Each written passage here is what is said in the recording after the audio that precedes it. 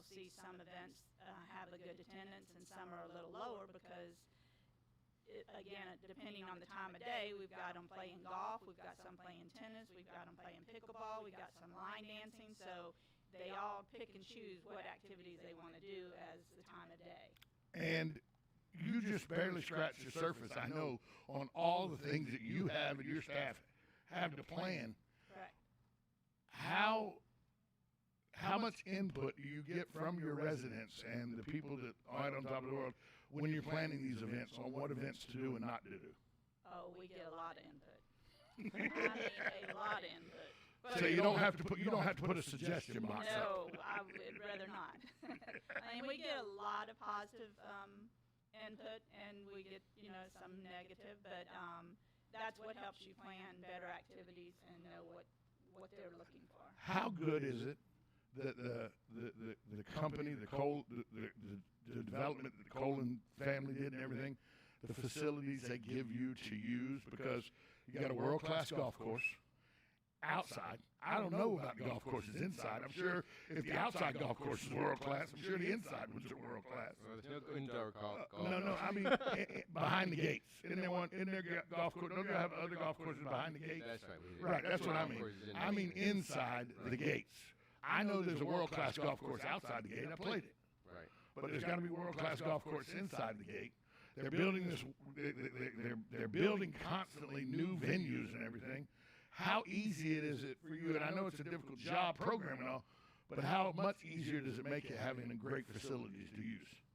Oh, it really helps a lot with the fact that the community is growing so big and rapid that we need the facilities to be able to accommodate the amount of people that's moving in. So we are seeing, since we have reopened, we're seeing many of our events at capacity. So people are ready to get out and enjoy themselves and have a good time, and they are using the facilities more and more. And just Teresa's dealing with, in which she helps schedule, or like the card games, so they have Right. card rooms. They've any kind of activities, the clubs, the Bridge, Italian-American pinochle, club, all that. right, the Italian-American club, Right. if there's a German club, the New Jersey club, those kind of things. So she's got all these different things, and then little events that go on that people schedule. They all go through Teresa and her staff. So it's a lot going on every day. And it's, what's exciting about it is there's so much going on every single day for residents that they can look at their activity book and see what they can do. And really that comes down to, like, if you're going to retire, you want to kind of you're moving away from Ohio or New York or California or wherever you're coming from, and you look at all these things I can do every single day. And that's really what makes life meaningful. You get to meet other people, you get to be active in your life and enjoy things and learn. I have a very good friend of mine who lives on top of the world. He actually retired as a teacher in Marion County, moved from his house that he lived in Marion County to a house out on top of the world, and he used to show up with us all the time, and we could get him to play golf 5 days a week with us. Now we get him 1 day a week because he's got so much to do with on top of the world. We're talking about you, Falcone. Just so you know, I know you're out there listening. We're talking about you, Falcone. But he tells us all the time about, y'all don't understand. I could never leave, and I would have plenty of recreation and plenty of social interaction that there's no reason to leave on top of the world. And that's the kind of environment you're trying to build there, is the community aspect of, we got everything. And look, Marion County's got a lot of activities. You can go kayaking and everything. But on top of the world, if you don't want to do those kind of things, you just like dance lessons, or you like pickleball or card games or social groups, or you want to be with like people from New Jersey, like you said, or Italian Americans and stuff, all that's offered and all that's run through your office. You got to get up pretty early in the morning and stay up pretty late at night, I would guess. Sometimes. I mean, it's come natural now. I've been there for 16 years, so I'm kind of used to planning it all now. Talk about the difference now and what it was 16 years ago. How much has changed, how vast has changed in the 16 years. It is, it's pretty unbelievable. The facilities we had were smaller. We didn't see the scale of or quantity of people that are coming to the events. We would plan maybe a few events a month, at one facility. Now we're planning at 3 to 4 different facilities, and we're maxing out at some of those because there's so much in attendance, and people are looking for more and more activities to do. We didn't do trips back then. We just did maybe a couple. Now we're doing 15 to 20 trips a month. So they are, I mean, we're full of activities trying to plan for these residents. We know they want to keep hopping and have something to do, and it just makes it really enjoyable to see that they've got plenty to do and they're enjoying their life, retirement life. What are some of the most popular activities that people like to do? Line dancing. We have tap dancing now. The horse farm tours that we do, that is very popular. We sell out of that every time. We have the happy hour. The happy hours we have. I'm fond of happy hour. Yeah. Well, we had happy hour at one facility. Now we have had to increase it to 4 different facilities because of the amount of attendance that people are coming to for that. Trivia is I know a guy. absolutely amazing. You told me you sell that out every time at 240 participants. Correct. But she's got more than one going on also. So it's not just the one facility which you have 240. You've got how many going on? How many trivias do you have? We do three trivias a month, and one's at the lodge, and one is at Indigo East, and then we do one at the Recreation Center. Well, if you want to do a 4th one, I know a guy.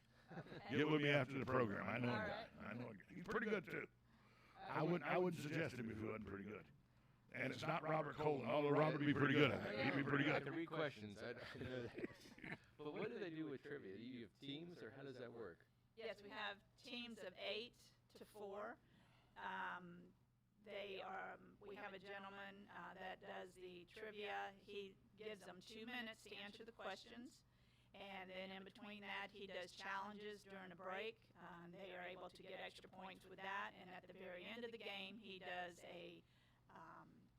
it's a mystery question that he asks them, and they have an opportunity to go ahead, move ahead from the top performance to be the lowest performance as far as winning. Now, the other 2 trivias that we do at Indigo and Candler, those are a different person that does that, and they're a little bit different. They have longer. They do it more on based on music. They'll throw a question in there with play a song, and the answer is in that song. But they that's give interesting. they give a little bit longer, but it's a different person that does the trivia, so we mix it up. 2 minutes. I know a thing or two about trivia. 2 minutes is a good time period because it's not long enough to Google most questions if they're asked correctly. Yes. But trivia is one of those things that the population that is on top of the world, they're very good at and very competitive at. I did it in another community, and I mean, they get after each other. But they do it in good-natured fun, and the teams really, it's the same teams. And I like that you make it 4 to 8 people. Because you'll go to some places, there'll be 16, 18 people on the team. And people go, that's not fair. I go, well, actually, you ever try to get 16 to 18 people to agree on something in less than 2 minutes? But it just for overcrowding and all. So you do trivia, the card games interest me. So you got bridge clubs, canasta clubs. Yes, samba, mahjong, poker, Texas Hold'ems. I mean, they've just come up with all kind of different card groups, and we have multiple. I mean, like mahjong is more of a dominoes, but that we have like 5 different mahjong groups. The card games are just really, really popular with the residents, and now that we've opened back up, we're seeing more and more of the residents booking those, and they'll start in a small room thinking that they just have a small quantity of people interested, and then the next thing they know, they're begging us for a bigger room because they have so many that are wanting to play that game. I mean, it's really popular with our residents. They enjoy that, and especially getting back out again. And all these are reserved just for residents, right? Correct. But we do have some events that are open to the public, and those are at the cultural center. Well, we haven't had any in a while, I guess. But correct. Now, they can have an overnight guest attend some of these card games and stuff, but yes, it's basically for our residents. and the cultural center is more for your concerts, and then we do some expos there as well. Right. Well, I just got old enough to be a resident, so I need to start checking some of these things out. Checking out house prices, Robert. We need to, you know, maybe you give me a house, I talk about it on the radio. You never know. We don't have a football team though. So Yeah, never mind. No, we have. You got softball, though. Softball team, yes. those compete against other areas outside of on top of the world. They will. They had been only doing inside for this past year, but they're getting ready to start playing outside of the community again. You know, and I played in once I turned 50, I got talked into going down and playing in the league at that place that we won't talk about down south. And it's uber competitive. The softball, the people over the age of 50, they get after each other in softball. There's no collisions at the plate because the plate's 3 feet away where you got to tag the whole base and everything. But softball is one of those sports that you can play for a very long time. Talk about pickleball, though, because this is something that has been a craze that has taken over here in the last 2 or 3 years. I mean, pickleball, and I've never played it. I've never even seen a moment of the game. In all my living around here, I've never seen a moment of the game. But in my mind, I'm thinking it's a cross between ping pong and tennis. Basically, it is. It's a smaller court. It's played with a smaller racket, and then the ball is kind of like a wiffle ball. It's real light. But yes, pickleball is very popular in our community. We are currently building more pickleball courts. We are also have another community that's opening up, Wayborn Landing. They are building pickleball/tennis courts there as well. But we currently have standing room only right now for our pickleballs. They're waiting in line to play on the courts, and they play early in the morning. It's very popular. I can't even explain how many people enjoy playing that. That's just it's taken over tennis for sure. How big are programs, craft type programs, at your facility where people? Do you have? Because you got cards, you got pickleball, you got athletic stuff and all. But you have programs like crafts and book clubs and stuff like that that come through your programming as well? We have a few book clubs. We do have some crafters. Those have not all started back right now. They're still a little smaller scale right now. We have one thing that's really popular in our community is the model railroaders. I don't know if you've heard of that before. My dad and I had four about 8 pieces of plywood together, and we had 7 trains that would run with mountains and everything when I was a little kid. I know a little bit about railroaders. Well, if you have the opportunity to come and see the model railroaders, we just gave them a new room. It was newly renovated, and it is just outstanding what they have done with the model railroad. Well, now you need some radio control car guys. Well, we have that too. Oh, there you go. We have radio control. We have the airplanes. The airplanes? So we got a whole flying field built out there. So it's really something We special. have slot cars as well. Yeah, they kind of run their own programming though, so because you have to be licensed for Right. flying. You keep talking about as people are coming back. What are some of the things that are in place to make sure, even though we're back and we're doing things, we're still adhering to understanding that there is still a virus out there, that it looks like it's making a comeback? Are there any special things that are taking place at the facilities to make sure everybody's staying safe? We have all these sanitizers put in place. We have signs posted at every facility stating that they're entering at their own risk. We don't see many people in masks, but employees do wear the mask, especially in the restaurants. But basically, it's just keeping mindful of it, hand sanitizers. One of the nice things about being out there, I mean, even if you look at the statistics from Marion County, it's over 65. It's something like 78% are vaccinated. On top of the world, we anticipate it's probably closer to 80 to 85% of our residents. So y'all probably got herd immunity So out we're there. pretty close to it, Right. yeah. So and we haven't heard of any issues, knock on Very wood. good. Now here's something I've kept in the background because we've talked about pickleball, we've talked about softball, card games, crafts, trivia. We've talked about a myriad of things that you can do, trips you take, poker that they play, all kind of things. but an Italian American's got to ask. You got bocce ball? We do. We have bocce ball, we have shuffleboard courts, we have cornhole, which cornhole is Just popular taking the as world. pickleball. It's taking the world. Yes, it is. We have horseshoes. Beanbag horseshoes is what it is, and people love it. Yes, they do. It's very popular. But you do have bocce. We have bocce. Bocce's popular. See? We do. Honey, if you're listening to the radio program, we're going to start house shopping it on top of the world. They have bocce ball. We do. You know what? That's a bad thing, though, because Joe Martone loves bocce ball, too. You may not get, he may come by a house out there, Robert. That, and you don't want that.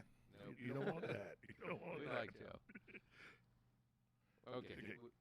Y'all like Joe. Wait, he hadn't signed my check yet this month. I like Joe. I like Joe. He's a good guy. Good guy. So, all this is for the residents, but you did say there's some things at the community center. How often are things planned for outside guests through the community center? Well, just through Teresa, there's a visit. I know, we have the cultural center where we Right. we had Kiss Forever last week. Last So Saturday there's all- night. Last Saturday night. So there's all kinds of activities that go on in the cultural center that are arranged. through But the cultural from center. her programming, how often do you do stuff at the cultural center? 4 times a year. 4 times a year. Yes. Yes, We do. yeah, go ahead. We do the health and wellness in January. The Which is a big fair where you have what. It's an expo. It's a big expo, right? Yeah, we bring in a lot of the health providers that are local for the residents. Certainly.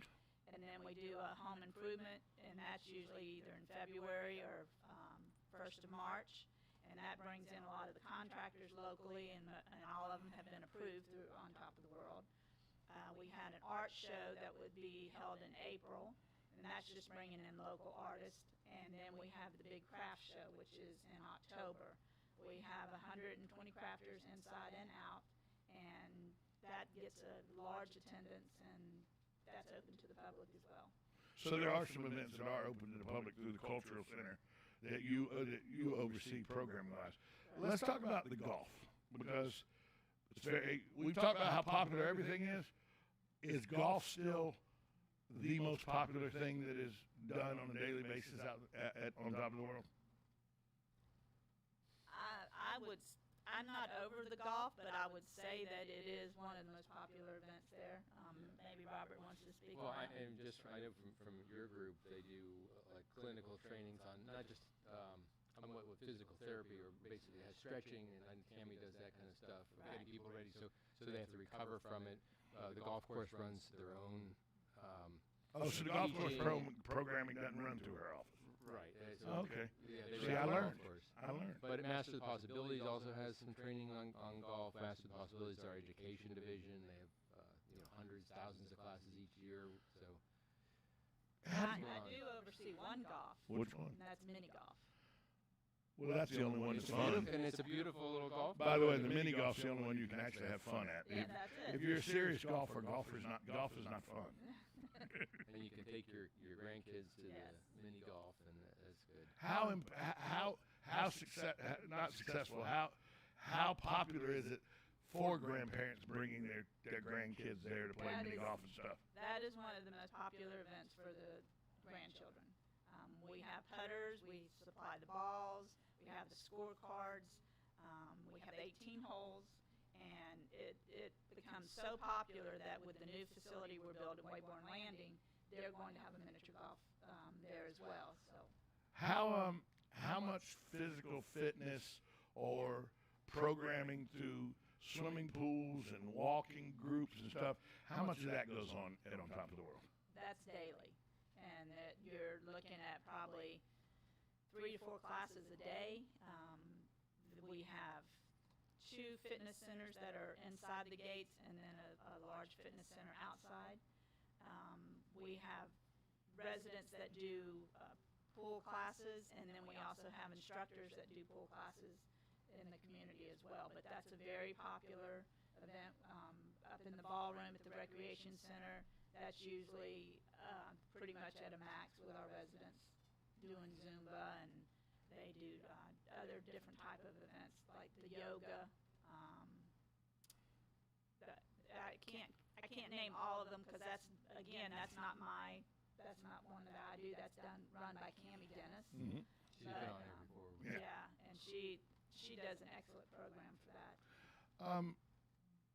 What if you had to pick one, if you were going to tell a resident, you're giving a resident or a future resident a walkthrough, and you're showing them your programs, what would you suggest is the best or the easiest program to get involved with that would give you the most bang for your buck, meeting other people in the community, so you get to know people early on? Because when you move to a new community like this, you don't know very few. Sometimes you don't know anybody. Right. What would be one of your offerings that you'd say, this is a solid way to start meeting people, a lot of people at one time?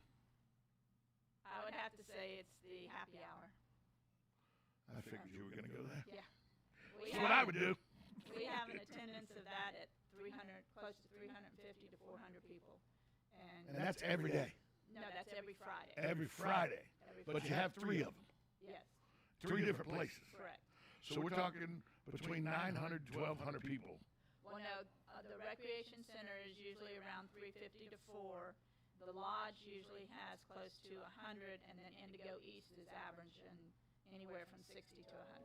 So we're talking somewhere around 500-600 people that do that. Wow. You know, that's my interview at 9:35, calling way early.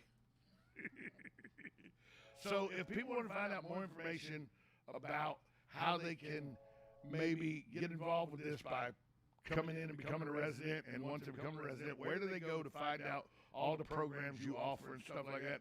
Because with as much as you got, there's got to be a central location to find out everything you offer. The sales department has a brochure that they just completed, and it's updated, has all that information on it.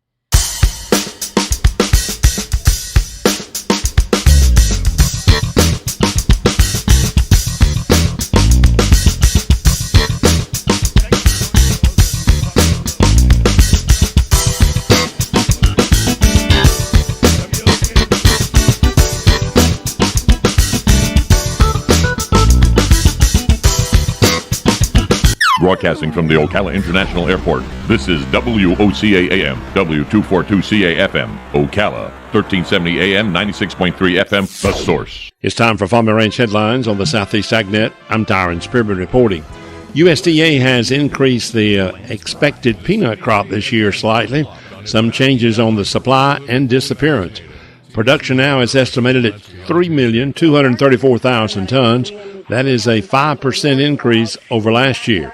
The harvested acres is now estimated at 1,590,000.